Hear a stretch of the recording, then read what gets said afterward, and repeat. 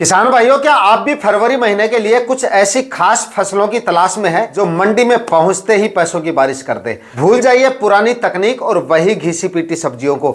आज मैं आपको बताने वाला हूं दो खास और सीक्रेट सब्जियों की खेती के बारे में, जिनको अगर आप इस समय पे लगाते हैं तो एक में तो खर्चा आपका बिल्कुल कम होने वाला है और दूसरी में खर्चा हमारा थोड़ा सा जरूर होता है, लेकिन इन दोनों ही सब्जियों से प्रॉफिट हमें इतना मिलेगा जितना आपने कभी सपने में भी नहीं सोचा होगा अगर आप फरवरी माह में इनको ग्रो कर लेते हैं। और दोस्तों, इस सीजन के लिहाज से ये दोनों सब्जियां ऐसी हैं, अगर आप इस महीने चूक गए तो आप ये समझिए पूरी साल भर का सबसे बड़ी कमाई का मौका आपके हाथ से निकल गया। ऐसी सब्जियां हैं दोनों को लगाने का समय अलग अलग है, लगाने का तरीका दोनों का अलग अलग है, खर्चा दोनों का अलग अलग है, लेकिन रिजल्ट सिर्फ एक है, बड़ा प्रॉफिट। एक फसल दोस्तों उन किसान भाइयों के लिए है जो कम रिस्क और कम खर्चे में तगड़ा रिटर्न चाहते हैं, और दूसरी फसल उन किसान भाइयों के लिए है जो थोड़ा सा खर्चा करके मंडी पे राज करना चाहते हैं। तो दोस्तों, आज इस वीडियो में इन दोनों सब्जियों के बारे में पूरी जानकारी आपको मिलने वाली है। कौन कौन सी सब्जियां हैं, किस तरह से इन दोनों सब्जियों से ज्यादा उत्पादन आप निकाल सकते हैं, कौन कौन सी हाइब्रिड वैरायटियों का आपको इस समय पे सिलेक्शन करना है, और सबसे जरूरी किस समय पर आप इन दोनों सब्जियों को लगा सकते हैं ताकि ज्यादा से ज्यादा मंडी भाव इन दोनों सब्जियों से लिए जा सके। पूरी जानकारियों के लिए वीडियो पे लास्ट तक आपको बने रहना है, और ये वीडियो अगर आपके लिए इंफॉर्मेटिव रहे तो इस वीडियो को लाइक और शेयर जरूर कर दीजिएगा।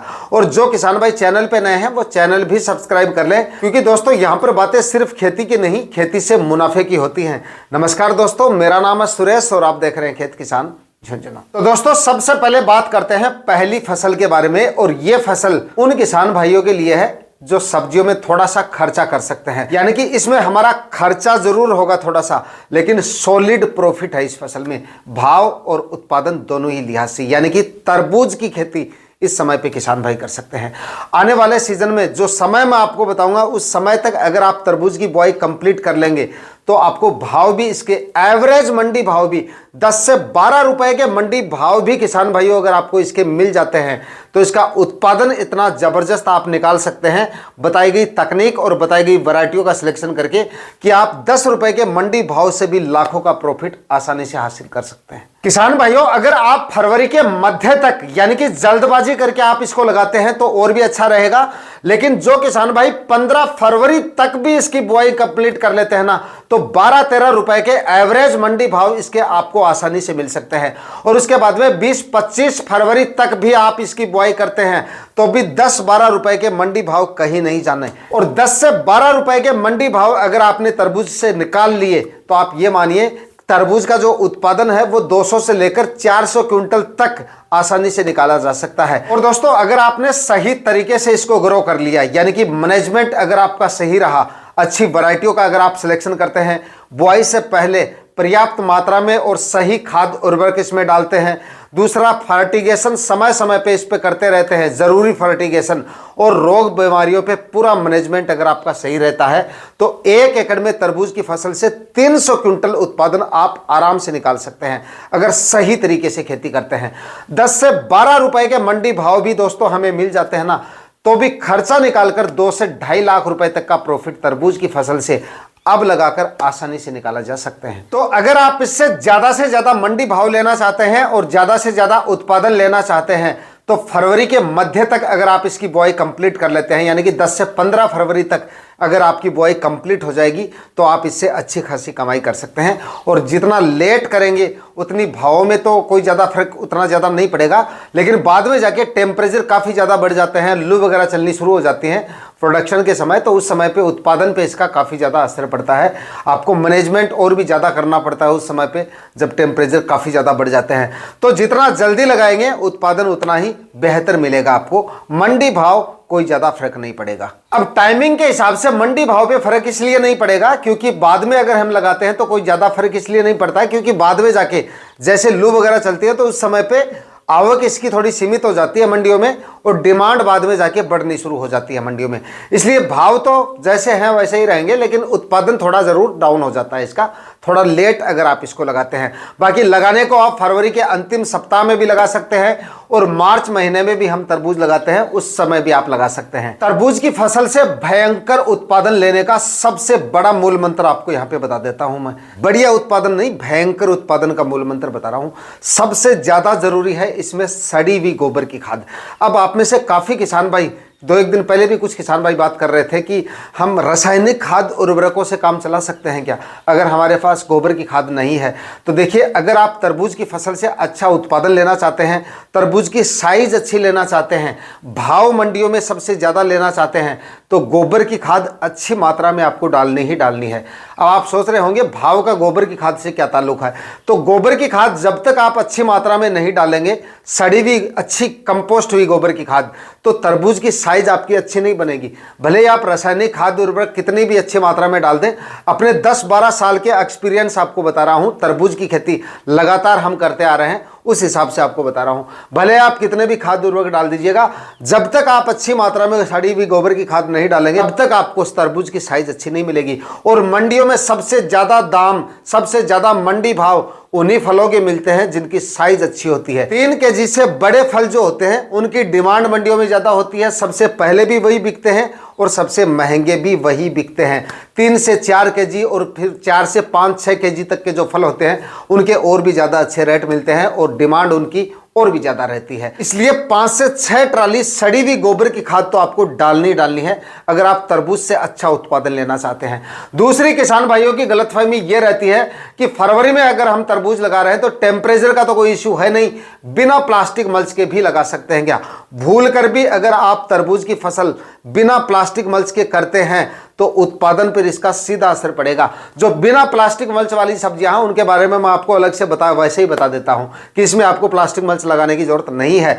खरपतवार के लिहाज से लगाना चाहे तो लगा सकते हैं, अदरवाइज उन फसलों में प्लास्टिक मल्च की जरूरत नहीं पड़ती है। ऐसी फसलें भी मैं आपको साथ में बताता रहता हूं और शायद हमारी जो अगली फसल होने वाली है उसमें भी आप बिना प्लास्टिक मल्च के उसको ग्रो कर सकते हैं। लेकिन तरबूज से अच्छा उत्पादन अगर आपको लेना है तो प्लास्टिक मल्च इसमें आपको लगानी ही लगानी है 101%। और उसके बाद में सबसे जरूरी रासायनिक खाद उर्वरक बुआई से पहले 2-3 बार जमीन का कल्टीवेशन जरूर कर लीजिएगा। एक चीज ध्यान में रखें, तरबूज की फसल में निमातोड जैसी समस्या बहुत ज्यादा देखी जाती है। फफूंद जनित रोगों का प्रकोप तो कुछ खेतों में मतलब अगर हो रहा है तो उनमें होता ही है, बाकी निमातोड की समस्या अगर आ जाती है आपके प्लॉट में तो ये भी काफी ज्यादा प्रभावित कर सकती है आपके उत्पादन को और आपकी फसल को। तो इसके लिए जमीन की तैयारियां विशेष तौर से आपको अच्छी करनी चाहिए। 2-3 बार जमीन का अच्छे से मतलब 3 से 4 बार जमीन का अच्छे से कल्टीवेशन करें और हर कल्टीवेशन के बीच में 2-3 दिन का गैप रखें। आखिरी कल्टीवेशन से पहले 50 से 60 केजी डीएपी खाद डालें।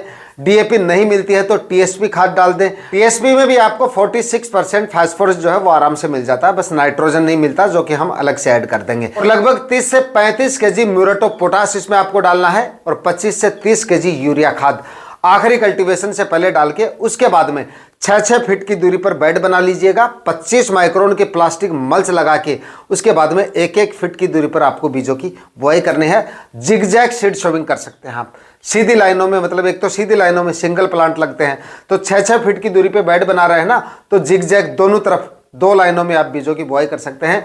क्योंकि जो लेट तरबूज हम लगाते हैं उसका वेजिटेटिव ग्रोथ उतना ज़्यादा नहीं होता है, गर्मियों में उतना ज़्यादा नहीं फैलता है, और फैलेगा तो अच्छी बात है क्योंकि बाद में टेम्परेचर वगैरह काफी ज्यादा आते हैं। तो जिगजैग आप इसका प्लांटेशन जो है बाद में जाके कर सकते हैं। फरवरी में किसान भाई तरबूज की खेती करते हैं तो सिंचाई में भी, पहली सिंचाई में भी बहुत बड़ी गड़बड़ कर देते हैं, चाहे आप फरवरी में कर रहे हैं या किसी और महीने में कर रहे हैं। जब तक आपको सिंचाई नहीं करनी है तरबूज की फसल में, जब तक बीजों का अंकुरण कंप्लीट ना हो जाए, यानी कि बीज सारे प्लांट बनकर बाहर आ जाए, उसके भी 2 से 3 दिन बाद में आपको पहली सिंचाई करनी है और पहली सिंचाई एकदम हल्की रखनी है।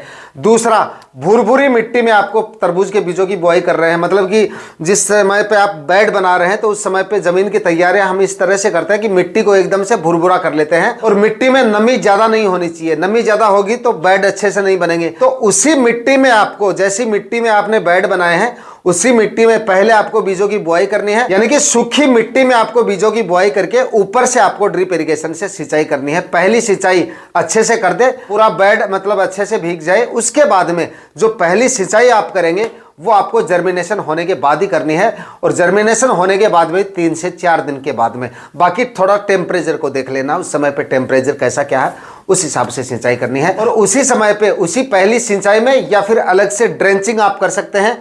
पहली खुराक आपको ह्यूमिक एसिड की रखनी है 500 ग्राम प्रति एकड़ के हिसाब से। यह खुराक शुरुआती स्टेज में देना तरबूज की फसल में काफी ज्यादा जरूरी है।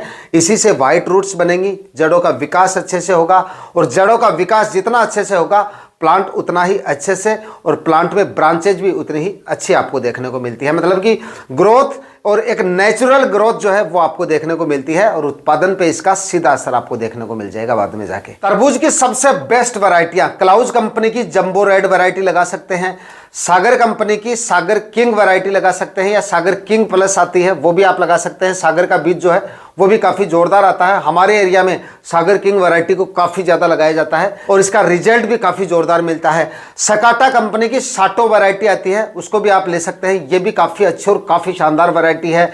सिजेंटा की रेड चिप वैरायटी ले सकते हैं। सेमिनस कंपनी की माधव वैरायटी आती है, उसको आप ले सकते हैं। धानिया कंपनी की मधुरस वैरायटी आती है, उसको आप ले सकते हैं। बहुत सारी वैरायटियां हैं, मतलब ये सारी हाइब्रिड और अच्छी वैरायटियां हैं जिनके बारे में मैंने आपको बताया है। इनमें से जो वैरायटी आपको अपने एरिया में मिले उन्हीं वैरायटियों का सिलेक्शन करके आप तरबूज की खेती आने वाले सीजन में बताए गए समय पर और बताए गए तरीके से करते हैं, ताबड़तोड़ उत्पादन आप तरबूज की फसल से निकाल सकते हैं। इसके बाद में दोस्तों बात करते हैं अगली सब्जी फसल के बारे में, और यह फसल दोस्तों ऐसी है फरवरी में लगाने के बावजूद भी अगर आप इसको थोड़ा लेट भी लगाते हैं, इसके बावजूद भी इसके आपको एवरेज या कम नहीं हाईएस्ट मंडी भाव मिल सकते हैं। यानी कि कम से कम आप ये मानिए 40, 50, 60 रुपए तक के मंडी भाव भी मिल सकते हैं अब लगाने पर, आखिरी सप्ताह तक लगाने पर भी। यानी कि देसी टिंडा किसान भाई आने वाले इस सीजन में लगा सकते हैं। देसी टिंडा दोस्तों इसको 3C के नाम से भी जाना जाता है। आपके क्षेत्र में क्या बोलते हैं कमेंट में जरूर बता दीजिएगा। बल्कि इसका उत्पादन भी अब लगाने पर आपको काफी जोरदार मिलेगा। लू में भी चलेगी, यानी कि बाद में जाके लू वगैरह पड़ती है, टेम्परेचर वगैरह काफी ज्यादा बढ़ जाते हैं उस समय पे, ऐसे टेम्परेचर में भी ये आसानी से सर्वाइव कर लेती है। और फरवरी के अंतिम सप्ताह में लगाने के बावजूद भी एवरेज से कहीं ज्यादा, यानी कि बाकी सब्जियों से कहीं ज्यादा मंडी भाव ये आपको दे जा सकती है, क्योंकि इसकी खेती ज्यादा अगेती नहीं होती है।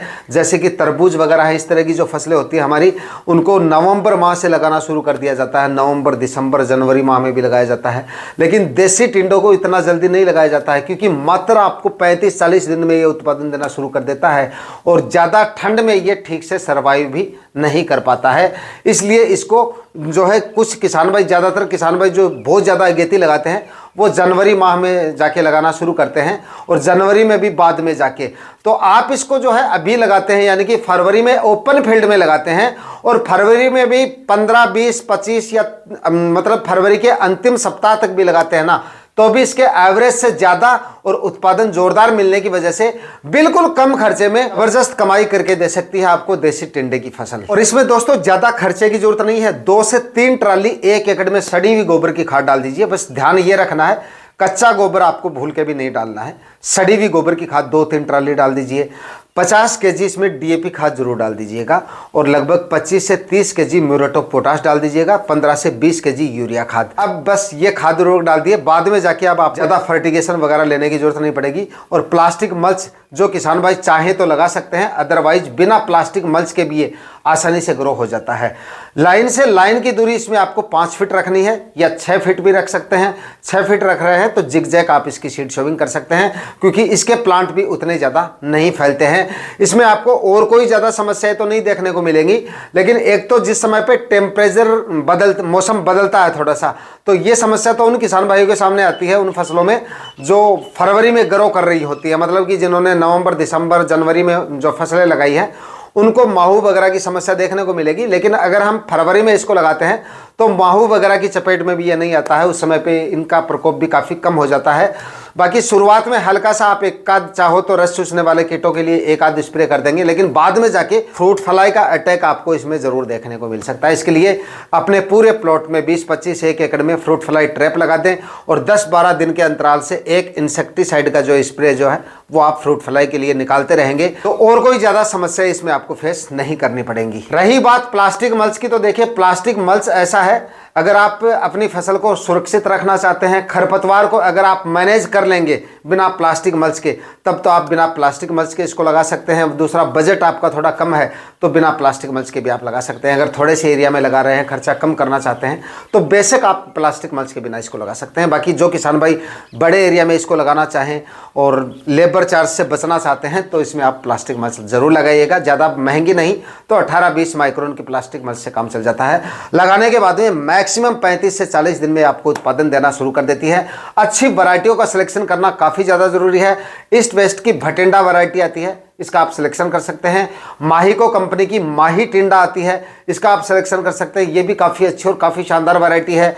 बाकी और कोई वैरायटी आप अपने क्षेत्र में देख सकते हैं, ऑनलाइन ये सारी वैरायटी आपको मिल जाती हैं। और दोस्तों, फरवरी में इनके अलावा और सब्जियां आप लगाना चाहते हैं तो ये वीडियो आप देख सकते हैं, इसमें भी बहुत शानदार सब्जियों के बारे में जानकारी दी है। आज के वीडियो में इतना ही। वीडियो अगर आपके लिए इंफॉर्मेटिव रहा तो इस वीडियो को लाइक शेयर करके चैनल को सब्सक्राइब जरूर कर लीजिएगा। मिलते हैं किसी और वीडियो में नए टॉपिक के साथ, तब तक के लिए जय जवान जय किसान।